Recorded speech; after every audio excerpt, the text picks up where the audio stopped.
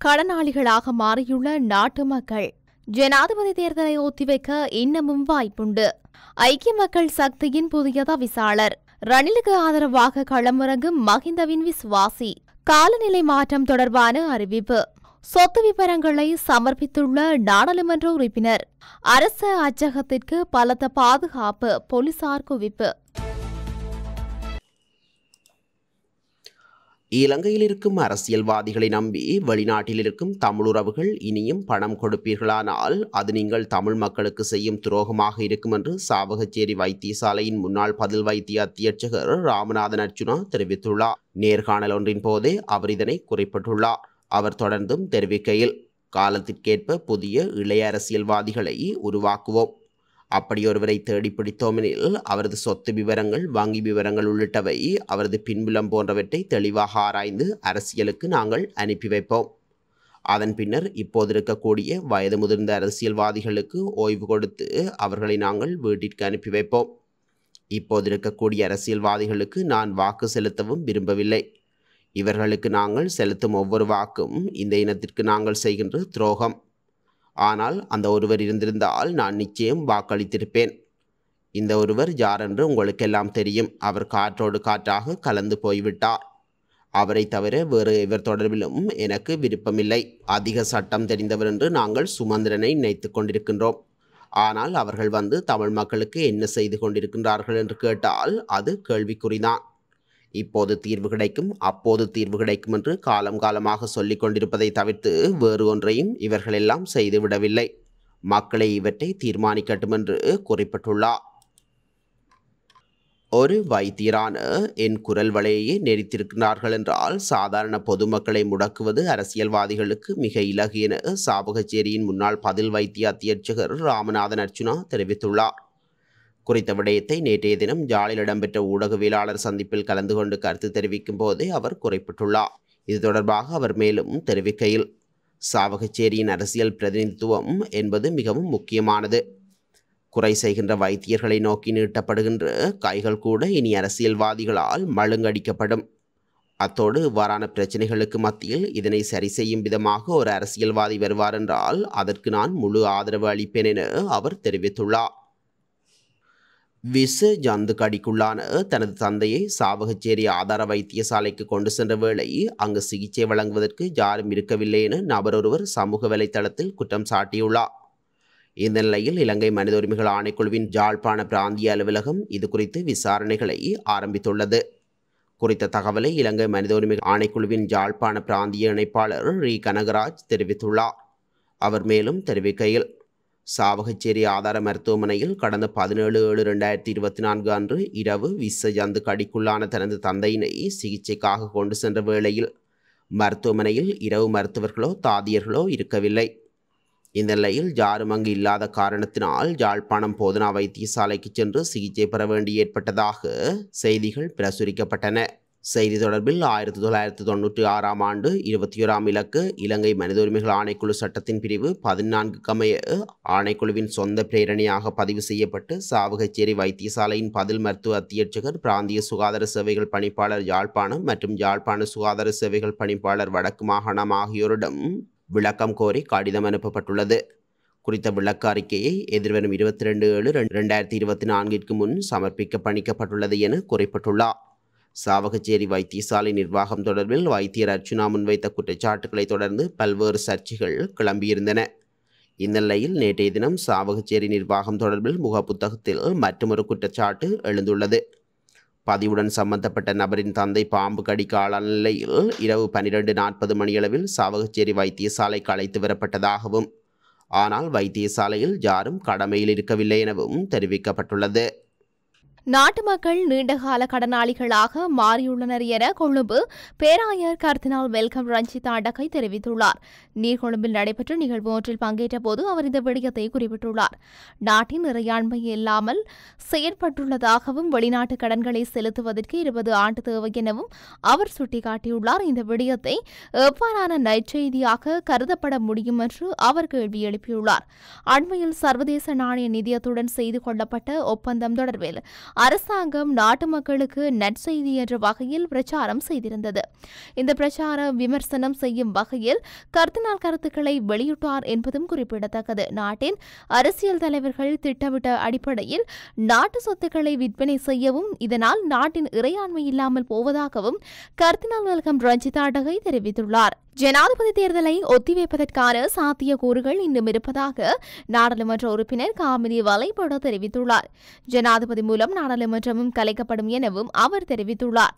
சிங்கள ஊடகம் ஒன்றுக்கு கருத்து தெரிவிக்கும் போதே அவர் இவ்வாறு தெரிவித்துள்ளார். மேலும் கருத்து தெரிவித்த அவர் ஜனாதிபதி தேர்தலை ஒத்திவைப்பதற்கான சாத்தியக்கூறுகள் இன்னும் காணப்படுகின்றன. அரசியலமைப்பின் ரீதியாக சட்ட ரீதியாக அதற்கான வாய்ப்புகள் உண்டு.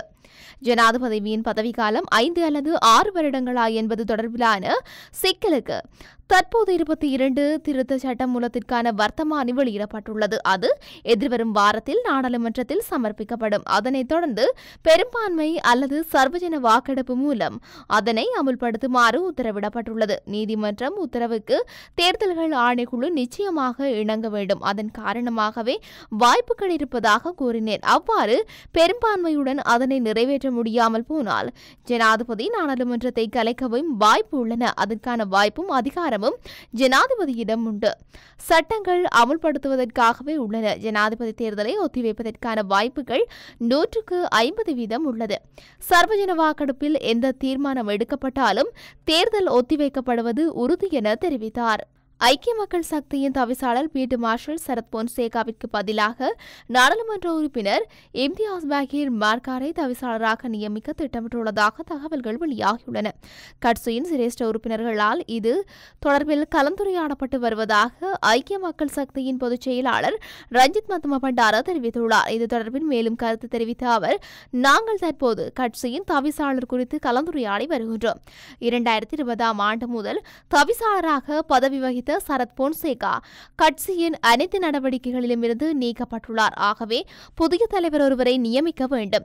பகீர் மார்காரை தலைவராக நியமிப்பதில் புதிதாக ஒன்றுமில்லை. அடுத்த வாரம் கட்சியின் செயற்குழு கூட்டம் இடம்பெறும். அப்போது இறுதி தீர்மானம் எடுக்கப்படும்.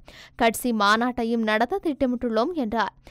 ஐக்கிய மக்கள் சக்தியின் தவிசாளர் பதவி வகித்த பீல்ட் மார்ஷல் சரத் பொன்சேகா கட்சியின் அனைத்து நடவடிக்கைகளிலும் இருந்து அண்மையில் நீக்கப்பட்டார். இதன்படி பீல்ட் மார்ஷல் சரத் பொன்சேகாவை நாடாளுமன்ற குழு கூட்டம் உள்ளிட்ட கூட்டங்களுக்கு இணைத்துக் கொள்ளாமல் இருப்பதற்கு தீர்மானிக்கப்பட்டது. கட்சி தலைமை மீதான விமர்சனங்கள் உள்ளிட்ட பல காரணங்களால் இந்த தீர்மானம் எடுக்கப்பட்டதாக கூறப்படுகின்றது. ஐக்கிய மக்கள் சக்தியின் நாடாளுமன்ற உறுப்பினர் சரத் பொன்சேகா நாடாளுமன்றில் எதிர்க்கட்சித் தலைவர் சஜித் பிரேமதாசவை மறைமுகமாக தாக்கி பேசினார்.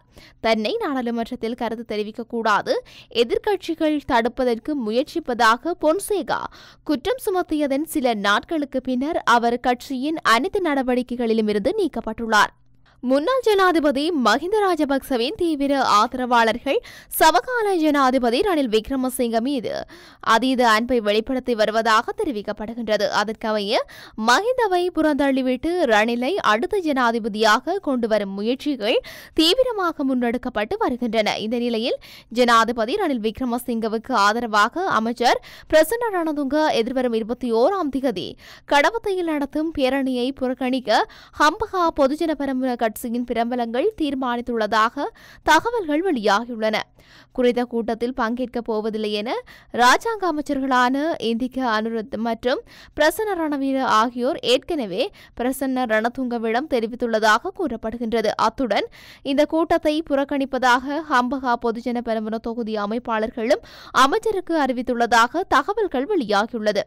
அண்மையில் இது தொடர்பில் பியகம பொதுஜன பெரமுன அமைப்பாளரிடம் அமைச்சர் பிரசன்ன ரணதுங்க பேசியுள்ள நிலையில் அவரும் அந்த அழைப்பை நிராகரித்துள்ளார். அப்போது இருவருக்கும் இடையே காரசாரமான பேச்சுவார்த்தை இடம்பெற்றதாக கட்சி தகவல்கள் தெரிவிக்கின்றன. பியகம அமைப்பாளர் காரசாரமான உரையாடலை பதிவு செய்து கட்சி தலைவர்களிடம் கொடுத்துள்ளதாக தெரியவந்துள்ளது. மேலும் ஹம்பகாவில் பொதுஜன பெரமுன கட்சியைச் சேர்ந்த 19 முன்னாள் உள்ளூராட்சி பிரதிநிதிகள் உள்ள நிலையில் அவர்களில் 15 பேர் இந்த கூட்டத்தை புறக்கணிக்க தீர்மானித்துள்ளனர். நாடு முழுவதும் தற்போது நிலவும் காற்று நிலைமை மேலும் தொடரும் என வளிமண்டலவியல் திணைக்களம் எதிர்வு கூறியுள்ளது. இயங்கு நிலை தென்மேற்கு பருவப்பேச்சு நிலைமை காரணமாக இவ்வாறு காற்று நிலைமை அதிகரிக்கும் என அந்த திணைக்களம் குறிப்பிட்டுள்ளது. இதேவேளை நாட்டில் தற்போது நிலவும் மழை நிலைமை அடுத்த சில நாட்களில் குறைவடையும் என எதிர்பார்க்கப்படுகின்றது. கொழும்பிலிருந்து காலியூடாக மாத்தறை வரையான கரையோரத்திற்கு அப்பாற்பட்ட கடற்பரப்புகளில் பல இடங்களில் மழையோ அல்லது இடியுடன் கூடிய மழையோ பெய்யக்கூடிய சாத்தியம் காணப்படுகின்றது. மேல் சப்ரகமுவ மற்றும் வடமேல் மாகாணங்களிலும் கண்டி, நுவரெலியா, காலி மற்றும் மாத்தறை மாவட்டங்களிலும் பல தடவைகளில் மழை பெய்யும் என எதிர்பார்க்கப்படுகின்றது.